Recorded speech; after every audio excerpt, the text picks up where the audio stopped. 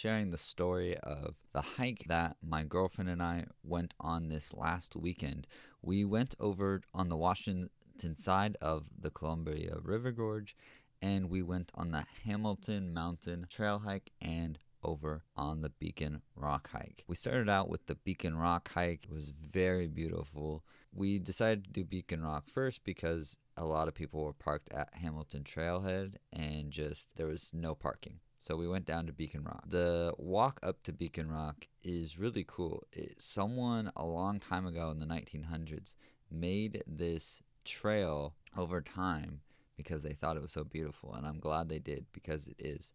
And we just walk in kind of a zigzag pattern, most of it, and just it's not even a steep incline. It's not that hard of a hike actually, which surprised me because you hike quite a high elevation of going up this big old chunk of rock. As you go higher and higher and higher, you just see the gorge and the valley down below, and it's just beautiful. You see some of the other mountains that are in the Washington area there. We were able to do the Hamilton Mountain Trailhead hike at least partially. We only went to the waterfalls, where there are 3 different waterfalls. There's the Pool of the Winds, Rodney Falls, and Hardy Falls. The first one you come across is the Hardy Falls. I recommend you go off this kind of off-beaten hike to get to the Hardy Falls because it's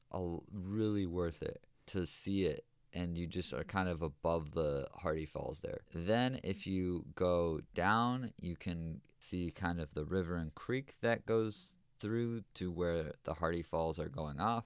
And then if you go back onto the normal hike, you keep walking across this bridge and you'll see the Rodney Falls, which I didn't take much of because the falls kind of hide behind the trees. Then you get to the main attraction that everybody that usually is going here, the Pool of the Winds, which I didn't know that this waterfall existed, but my girlfriend had been to this trail or hike before. So this was a surprise to me that when you go over to the waterfall, when you first see it, it's just gorgeous. But it's even more beautiful when you go through and discover it more, because you go up and there's this place where you can actually feel the pressure and the intense wind that this waterfall generates. Then we also went down to the bridge because I wanted to get some more photos of the complete waterfall. It was about a 1.25 mile trail to get to the waterfalls, so not bad at all.